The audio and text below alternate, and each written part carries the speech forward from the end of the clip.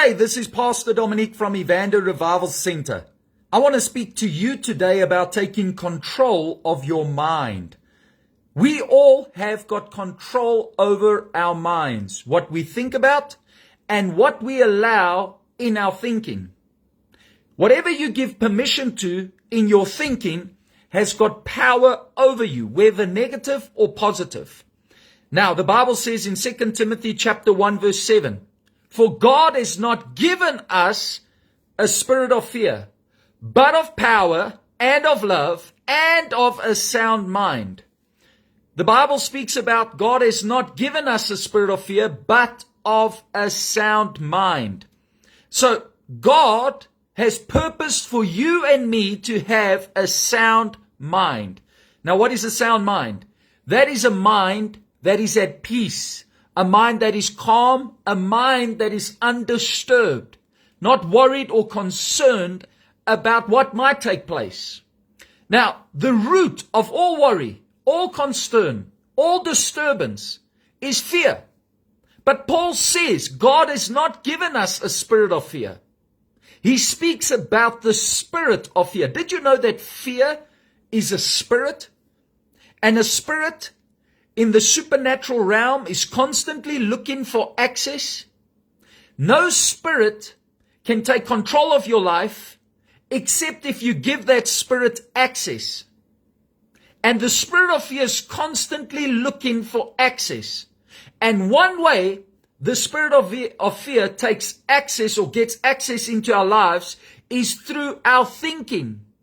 What we allow to take place in our thoughts. Your mind is so powerful that your mind can create a reality that's not even real.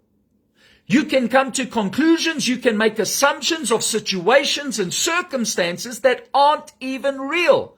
That's how powerful the mind is. And when the spirit of fear finds access through your thoughts, by planting thoughts of fear, by planting thoughts of doubt and unbelief, once those thoughts take root in your mind and they begin to germinate and grow, then fear has got a stronghold in your mind. And you and I need to be very disciplined about allowing fear to take control of our minds. We need to take control of our minds. We need to be very disciplined in what we allow to take place in our thoughts. Now, I have seen people very disciplined in their diet. They will not cheat on their diet. I've seen people very disciplined in their finances. They will not spend their finances in any wrong manner. They will stick to their budget. I have seen people disciplined in how they exercise. They will exercise every single day. They will build their bodies. They will strengthen their bodies. But how many of us are disciplined in our thinking? Your thinking, your thought life demands just as much, if not more discipline than your health, your finances, than your relationships or any other area of your life. You need to be extra disciplined when it comes to your thinking, what you allow to take place in your thoughts. Now, listen to what 2 Timothy chapter 1 verse 7 says in the Amplified translation. "For God did not give us a spirit of timidity or cowardice or fear, but He has given us a spirit of power and of love and of a sound judgment and personal discipline." Abilities that result in a calm, well-balanced mind and self-control. There it says, we have been given the power to be disciplined. And as we exercise this power, we have got a calm and well-balanced mind. Now, if you're not disciplined in your thinking, what's going to begin to take place is you're going to start becoming tormented. And you're going to start thinking about the worst. You're going to immediately navigate to the negative. But Paul says in another scripture in Philippians chapter 2 verse 5, he says, "Let this mind be in you, which also was in Christ Jesus." Who of you know that Jesus, He always saw the best. He always saw what was good in others. Jesus didn't walk around with fear. Jesus didn't walk around with worry and concern. What are you worried about? What fear have you allowed into your thoughts?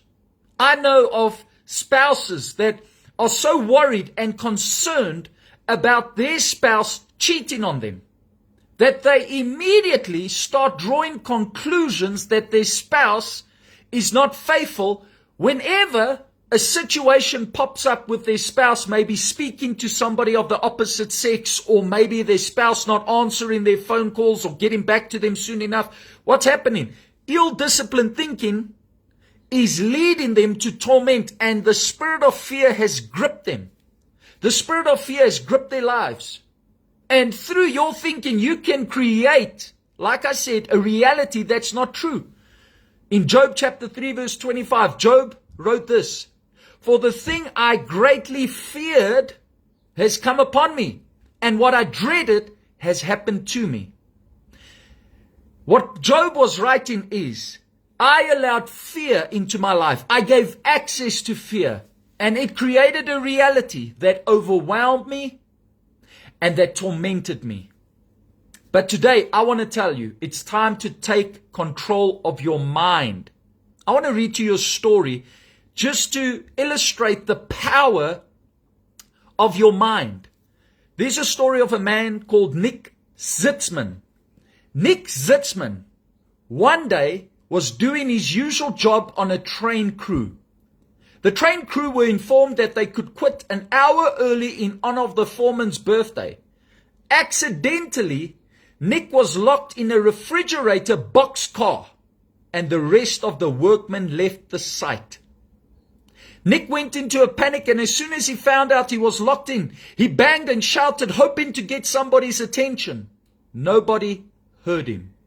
Here's a man, he worked on the railways, and he got into a boxcar that was a refrigerator. Everybody left the site, and the boxcar by accident locked. And Nick, this man, was in this boxcar. And realizing that he's stuck in this boxcar, he started trying to shout for help, but everybody had left. If I can't get out, I'll freeze to death in here, Nick thought. Wanting to let his wife and family know exactly what happened to him, Nick found a knife and began to etch words on the wooden floor. He wrote, "It's so cold, my body's getting numb. If I could just go to sleep, these may be my last words." So locked in this boxcar, this refrigerator, and busy freezing to death, Nick then, with his knife, began to etch his last words on the boxcar wooden floor. The next morning, the crew slid open the heavy doors of the boxcar and found Nick dead. An autopsy revealed that every physical sign of his body indicated that he had frozen to death. What couldn't be explained was that it was discovered that the refrigeration unit of the car was inoperative. The temperature inside the car never went below 55 degrees.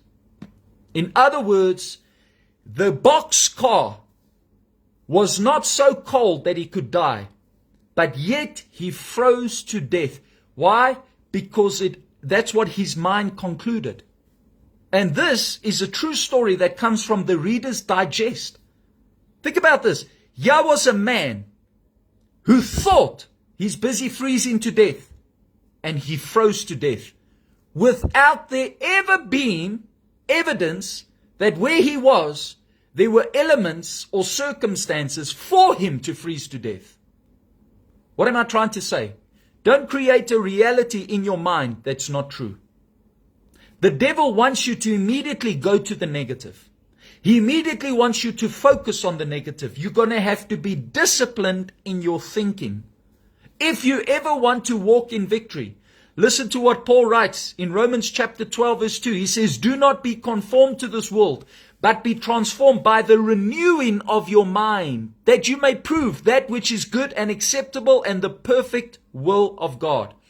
Paul says you got to renew your mind so that you may discover the will of God, that you may live a life that is good and acceptable and perfect. Child of God, what have you allowed to take place upstairs?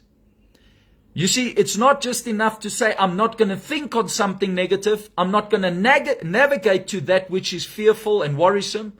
You got to replace those thoughts. Listen to what the Bible says in Philippians chapter 4, verse 8.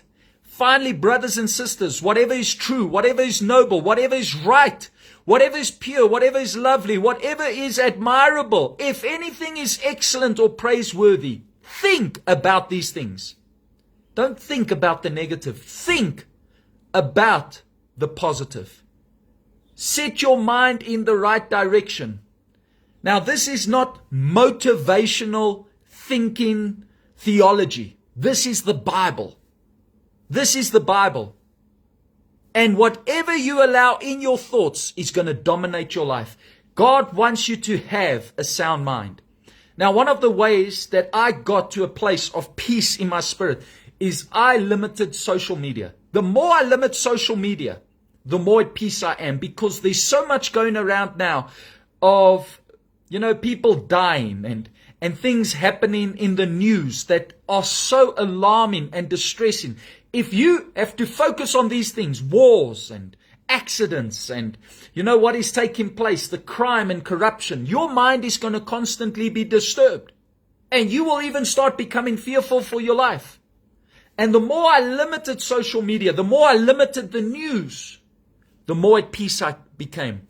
Now, I'm not saying don't be on social media, and I'm not saying don't listen to the news, but don't allow it to put fear into your heart. Don't allow it to put fear into your life. Don't allow the thoughts of fear to come into your marriage. Don't allow the thoughts of fear to come into your home. Think about what is best, what is positive, what is good. And when you do, that's what your life will begin to manifest. I leave you with that thought today. May you have a blessed, blessed day, and may God's goodness surround you like a shield. God bless you.